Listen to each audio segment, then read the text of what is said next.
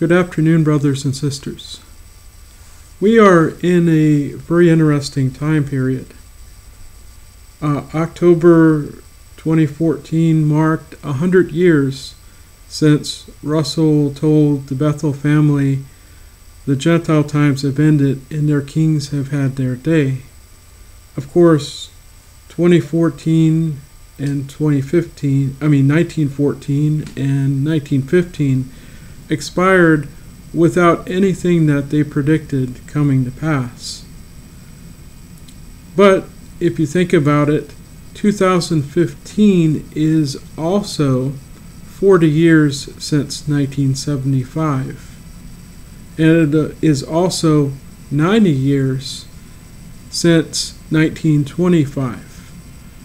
So we have a 100-year anniversary, a 40-year anniversary, and a 90-year anniversary. You could say all conjoining on this year. So if there's ever a time to help others learn the truth about the truth, now is the time. However, how would you begin to do that? I often think that maybe just as we have a service meeting and we used to have a service meeting, and on the back of the Kingdom Ministries we had suggested presentations. Maybe we, so-called apostates, need presentations as well. Maybe 30 to 60 second presentations that drives home one single point, and one point only, instead of going, as we used to say, Genesis to Revelation with people. And unfortunately, sometimes we might only get one shot with people. We only might get 30 seconds to talk to somebody. And hopefully we would be able to land one point that really helps them think, even though they might initially blow up when we bring it up. Of course, these presentations, it's a useful exercise. Obviously, it's almost tongue-in-cheek. Obviously, we would not present things in this manner, but it might help us hone down that message to something, to plant one seed, perhaps. So, here are some presentations I came up with, and they're not, anything dynamite, and I just decided to settle on a few. All right. First off, hello. I am a neighbor who is deeply concerned for you and your household. Some Christians say Jesus is their mediator. Others say he is not. What do you think? I'd like to share a scripture that has given many people food for thought. And then, of course, a person would read 1 Timothy chapter 2, 5, and 6, which many of us know what that says, that Jesus is the mediator of all men. Do you know that the Watchtower says that Jesus is not your mediator? This magazine, A Watchtower, explains the Watchtower's position on the matter. I would like to leave it with you, but when you are done, read that scripture again. And if something doesn't add up, I welcome you to start your own research on the matter. All right, well, I don't know, maybe not. Here's another, and I take this from Stephen Hassan, co-op, one of his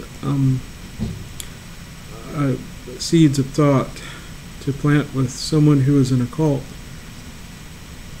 Greetings. I've been discussing this serious topic with my fellow neighbors and would like to get your feedback. It has been reported that some Scientologists install web blockers on their computers that will filter out anything negative in regard to Scientology they may encounter on the internet. Why do you think Scientology does this?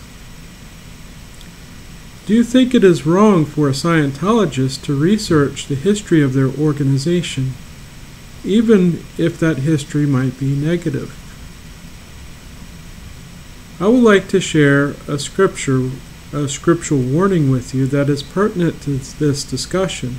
1 John 4:1, which says, don't believe every inspired expression, but, to test it, because many false prophets have gone out in the world. Here is a news article I would like to leave you on the spiritual abuses that are prevalent in Scientology. Okay, let's see. And my last one here. Hi there. Some religious organizations have become NGOs of the United Nations, which obligates them to subscribe to the tenets of the UN Charter and to distribute information about the UN. Being that you are one of Jehovah's Witnesses, no doubt you believe that the United Nations is the image of the wild beast, and that all other religions are writing it for their own purposes. And likely you do not compromise on matters such as going to church to look at their library, or joining the YMCA for their health benefits. What do you think of organizations, religious organizations, who have become NGOs of the United Nations? Allow for response. Then, read Proverbs 20:10. And let's see. Proverbs 20:10 says, two sorts of weights and two sorts of ephah measures. They are both of them together something detestable to Jehovah.